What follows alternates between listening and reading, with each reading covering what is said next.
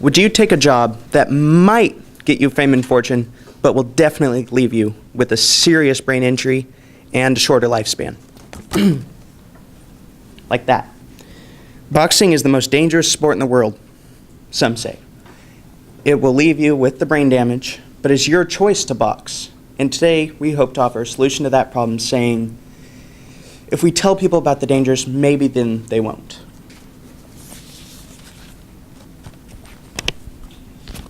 Okay, so even though this sport is really dangerous, there's an example of how popular the sport still is, even though it's still dangerous. So just in the Floyd Mayweather versus Manny Pacquiao, there were about 4.4 million pay-per-view buys. So.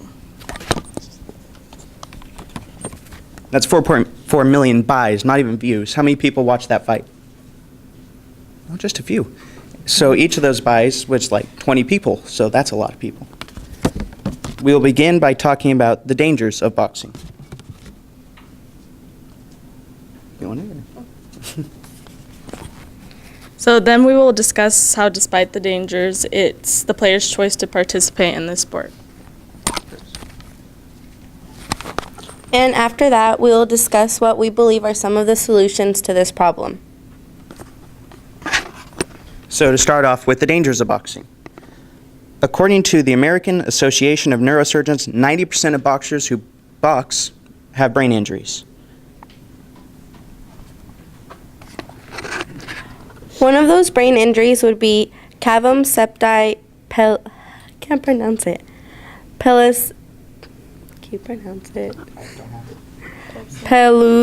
Pellucidai. There we go. Which is a brain injury that happens when a boxer receives a blow to the brain, which will cause a cave, and it will separate the two membranes, dividing the brain. And that is one of the brain injuries that you don't really see in like normal people like us. That's something that you only see in boxers. Another brain injury would be Parkinson's disease. So this is Muhammad Ali. He is one of the best known boxers. He had a total of 61 fights, 56 wins, and 37 of those were by knockout, and he only had 5 losses. From so many blows to the head, he ended up getting a severe case of Parkinson's disease. Some of his side effects are impaired hand-eye coordination, slurred speech, and reduced muscle strength.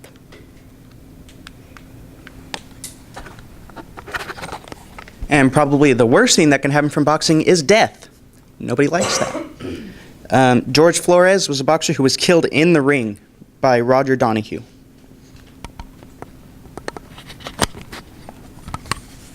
Okay, so now we will explain why players are still willing to take the chances of this sport. So the lure of wealth and stardom are extremely powerful, causing many young athletes to ignore the danger and still pursue boxing. Okay, when you think boxing, what do you think? Rocky. People get famous from boxing. Tons of movies. Imagine that. Your career up there in stars. You know, you're up there with Rocky and the other Rockies. But the other lure is fortune. How much money does Mayweather carry around with them all the time? $1 million. Who wouldn't want that? It's worth the risk, right? Right?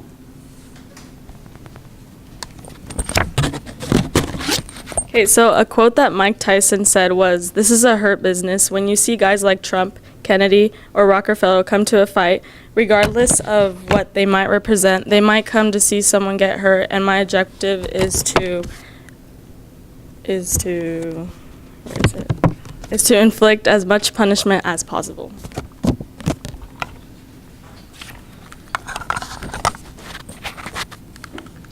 So for example, Mike Tyson knows that it's a hurt business. He knows that he will possibly get hurt or he'll injure someone else.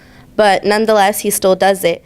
And many of them, knowing everything that might happen and the pain that will come from it, the boxers still decide to get in the ring.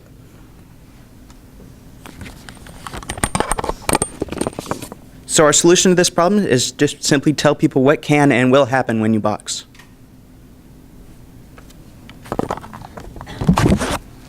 So after that, we spoke on why fighters would still take these risks even though boxing is so dangerous. Ultimately, it's always a person's choice. You can't make the choice for them. What we believe we can do is just better educate the public, and maybe this will help. Hold on.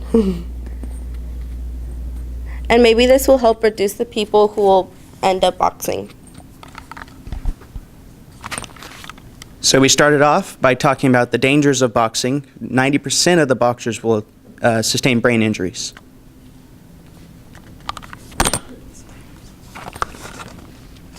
What we can do is better inform the public of the consequences. For example, of cavum septi pellucidii. Because I'm sure most of you, by a raise of hands, how many of you knew about that brain injury? No one, because it's not something, no one, because one person. It's not something that's really common. It's not something that like just any normal person would get. Like you would have to be a boxer to even know about it. So if the public knew of these facts and the amount of people willing to risk their lives for fortune would hopefully decrease and save lives.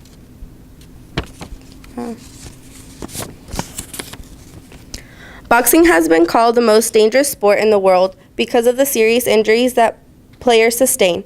However, it is the player's choice to participate. We believe that educating the public about the dangers of the sport will help reduce the amount of harm done. Thank you. Thank you.